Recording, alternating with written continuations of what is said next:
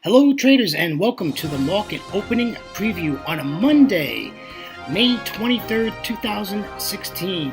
Traders, this is brought to you through FXCL Excellence in Trading. Traders, great to be with you on a Monday, coming to you live from Thailand. Sunny skies, white sandy beaches early in the morning.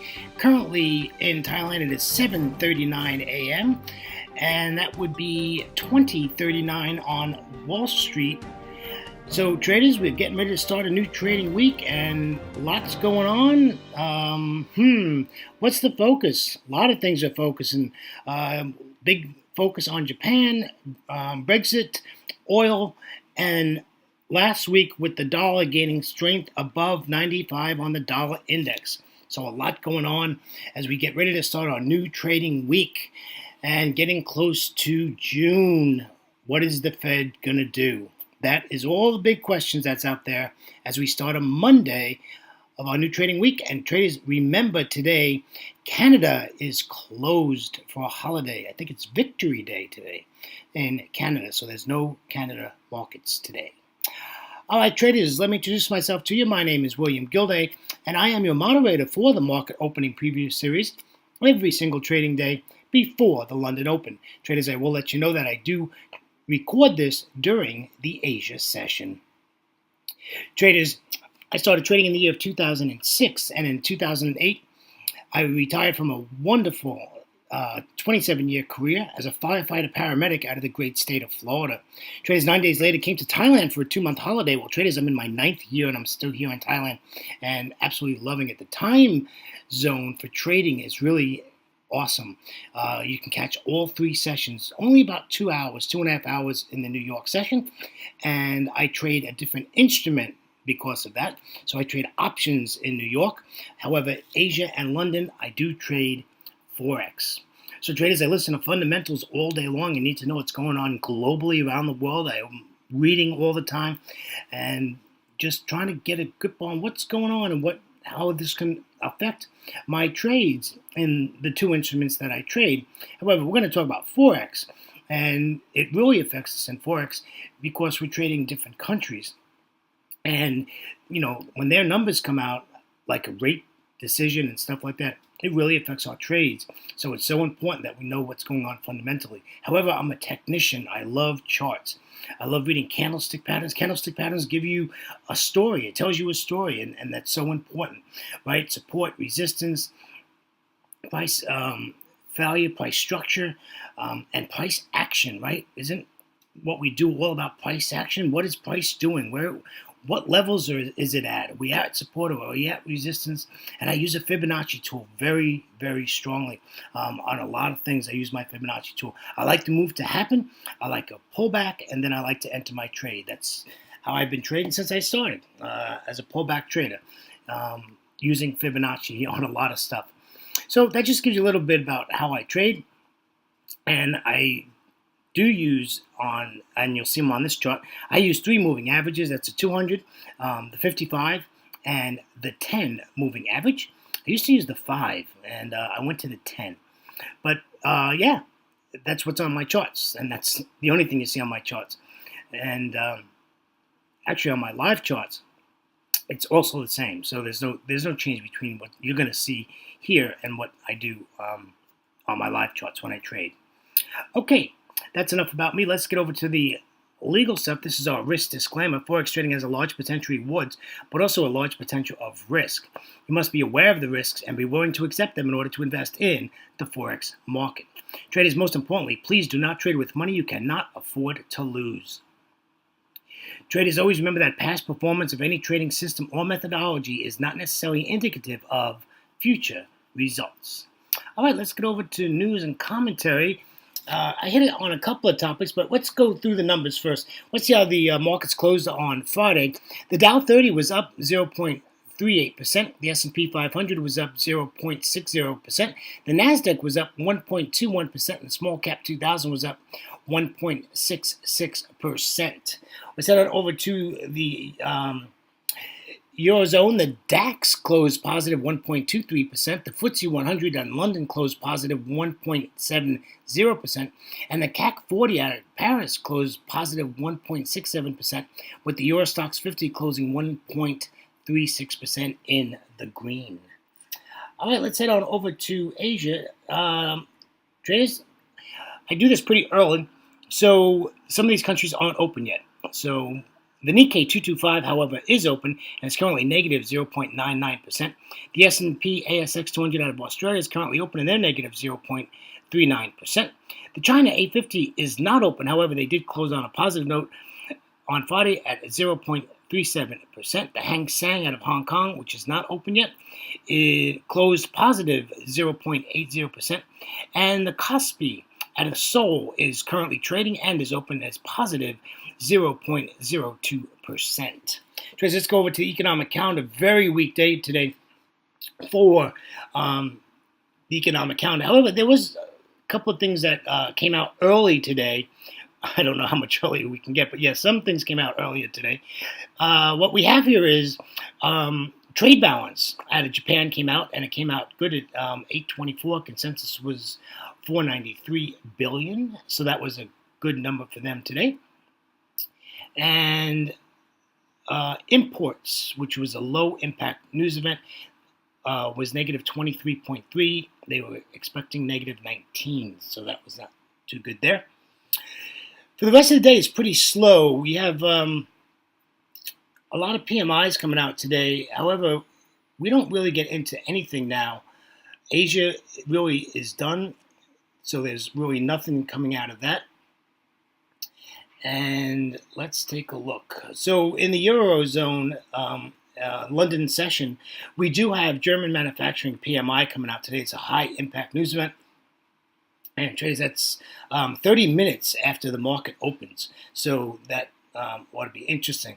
And traders, to be honest with you, really, that is the only high impact data event we have today. I have a couple of FOMC members speaking today. Member Bullard speaks, and member Williams speaks today in the U.S. session. The Euro has a bunch of bond auctions during the U.S. session also. And that's about it, folks. So it's a really slow Monday as far as what we're going to expect as far as data releases today. So it looks to be very slow on that. So it's going to be a technical trading day, and most Mondays that is usually the way it goes. It's usually a technical trading day on Monday. I'd watch out for these FOMC speakers. They do move the market, so you just want to keep an eye on that. Okay, so like what's on top of the list? Brexit, I think, has pretty much been squashed. The polls, the numbers are really big differences. It doesn't look like the UK is going to leave the Eurozone. They're saying that now it's like a 75% chance that they're going to stay in the Euro zone. So there's really no reason to panic over that. And I don't think if they come out with anything, 2 weeks ago it would move the markets pretty big. Some pretty big moves on Brexit polls. Well, I think that's pretty much squashed and that's over with. So I think the big question now is, one is oil. People are really watching oil very closely as it stays in this $3 or $4 range. As we go from like $41 to $45, then we spiked up there to 50 last week, and now we're back down. I think we were 48 or 49. I think I did not look at it today, so I don't know what we're currently at. I think that's really on the front burner of what's going on, and I think people are going to watch Tokyo and what the BOJ is going to do.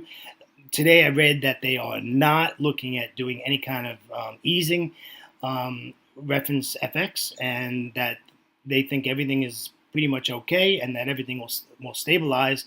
So they're not looking at making any adjustments at the moment, and that's a different tone than they had last week. You remember last week they were saying they were ready to do easing at any time, and they had tools to do whatever was necessary. So I think they're going to be on the watch also. The other one, which I think is the biggest one, is going to be the Fed. The FOMC meetings in June. The big question is, are they going to raise interest rates Are they not going to raise interest rates? And I think that's going to be a big issue as we get closer to that date. And I think it's the 16th, but don't quote me on that, but I think it's the 16th. And as we get closer to that, we're going to see the markets really start to freeze up a little bit, and we won't see a lot of price action, as we did not see last week. We had some pretty slow price action days. The euro on Friday was less than 40 pips in a range. So, yeah, not a lot of price action. Pretty boring day on Friday, to tell you, to be honest. Not a lot of movement at all. So let's get to the charts, my friends. And as usual, we'll start with the euro dollar. And this is Friday's chart, by the way. I didn't move anything. And we're still sitting here. We're still in this nasty range. There's really nothing to move it today, unless something big happens, but there's really nothing to move it. There's really no data. I don't think that the pound is going to affect. No, I'm sorry. It was Germany's number comes out today. I don't think that's going to affect this movement at all. So it's going to be pretty interesting to see how the euro moves through the session. Now that the dollar is very strong on the dollar index, we're above 95. So we'll keep a real eye on that, as most traders are watching and the market is watching how the dollar remains very strong at the moment. So nothing really to do here. We're looking to get in here at the 38.2 fib. Like 12.50 would be great. We'll get out at 11.84, and we got to get out of this congestion. And I'm not being very conservative. Very, very conservative. This needs to give us a nice pullback and needs to give us a lot of room to get through this what we call Forex junk, right, left to the chart. We have to get through this, and we have to get through it safely, right? So, yeah, we're going to need a pretty big move for something to happen here. Okay, let's go over to the pound. This is pound dollar. This is in a great spot for us traders, I have to be honest with you. This is not a bad place to enter this trade at 1.4517. I don't think we're going to get a pullback. However, I do like the moving averages, the 55, the 200, and the 10. They're all pointing to the downside. And, I would expect in the day, maybe even by tomorrow, 24 hours from now, we're going to see this 55 cross that 200 if this continues to the downside.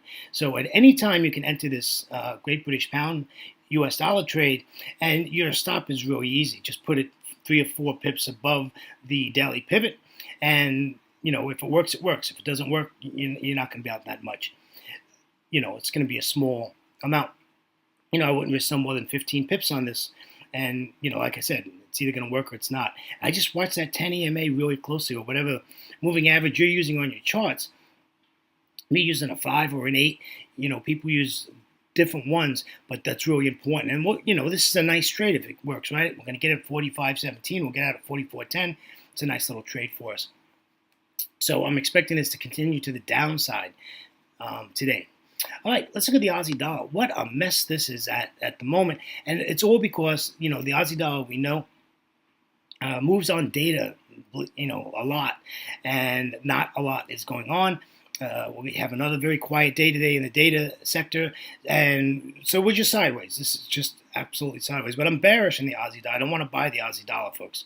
Do not want to buy this. So I've got a 3-touch trend line. I want this to break the trend line, and we can sell this at 0.7223. We'll get out of the S2 reversal pivot at 0.7189. Yeah, I know it's only like a 40 pip trade, 38 pip trade. It doesn't mean you have to get out there, but that's an area that I'd definitely be looking at my charts when I got close to that S2. And also, if you look left at the chart, it looks like some pretty decent support on the other side. So that's just a good area to get out. Listen, if this pulls back up to the 200 exponential moving average, that'd be great. That's a great place we can get into it and sell it. So I wouldn't mind if it bumps all the way back up and then falls for us. Okay, so you're looking to sell the Aussie dollar today. All right, let's take a look at the Euro Aussie. This is one of my favorite pairs to trade, but I got to tell you, this is an ugly, ugly, ugly looking chart. So, I'm not looking for anything new here. All 3 moving averages are below the current candle. So I'm looking for this to go back up to all-in-one. I don't think this is going to break through these moving averages and the daily pivot and all this stuff and all this price action left to the chart. I don't think it's going to have an easy time getting down. So I'm looking for this to go back up to all-in-one at 1.5553, and we can sell it from there, or at least start looking for some bearish candlestick formation so we can sell this, and we'll get out at 1.5470. So this is a nice 75 pip trade if the trade works out. However, I'm not doing nothing. If this stays where it's at and it continues in this range, we will make no changes at all. None. We won't even touch this until it does something. It's got to break out, folks. It's got to show us what it wants to do. And I don't know if it's going to happen today, but we sure would like it to, right? Nice way to start on Monday with 75 pips in the pip bag, right? All right, let's take a look at the Euro-Yen. Euro-Yen had a little bit of price action on Friday, not too bad. A little bit of price action here on Asia this morning. And I think that's because of the data that came out of the trade balance. So we had a nice little candle to the downside. And now that candle's a doji, this chart was... I took a snapshot of this chart just before I started the video, so this is probably still in the same candle, or there might be one candle after this from when I took the snapshot to when I'm talking to you, so it's very current. So, we're looking to get into this, and it's at resistance, right? The 200 exponential moving average, the daily pivot point is below all that. It's below the 55 and the 10 EMAs. Let's get in this at 123.47. We'll get out at support at 122.96. And I would just watch. You can see that S1 pivot point is there, and there's some price action left of the chart. So, but by that time, you're going to be break even. You're going to be safe in the trade, and just let it run, right? Okay. So this is a really nice little trade. Just going to have to watch it now. But yeah, I'm very bearish in the Euro-Yen. I don't want to buy this. I know we had an pretty good up move there the other day. If you take a look back. I guess that would be looks like that would be Friday. Had an up day, and then in New York came back down, and here we are now in Asia. So we're bearish. We want to sell this, right? Okay, let's take a look at New Zealand dollar. Horrible chart. No price action. Absolutely in a range. Again, I'm being very conservative. This needs to show me what it wants to do. I'd like to see this come back up to the all-one at 0.6786. We'll get out at 0.6715, for a nice 65 pip trade. However, we're not going to do nothing now. I put a star on the chart to indicate that look at the mess we're in here. We got all these EMAs bunched together with the daily pivot point, and there's no price action. All these indecision candles, right? This traders is something where you just say, whoa, we're not going to do nothing here. We just keep moving on to the next pair and look at that one. Set up a trade plan, do your analysis, set up your trade plan, but, I wouldn't touch this about an entry here. There's no entry here. There's no trade here, okay? All right. Traders, I am 3 minutes over my time. I know, but it's a Monday. There's a lot to go over today. So, yes, I am over. Traders, on behalf of myself, William Gilday, and our great friends at FXCL Excellence in Trading, I want to thank you for joining me on a Monday, May 23rd, 2016. Traders, if you would, come visit us at fxclearing.com for your trading solutions. Traders, have a great trading day, and grab those pips, and we'll see you in about 24 hours. Take care, traders, now. Bye-bye.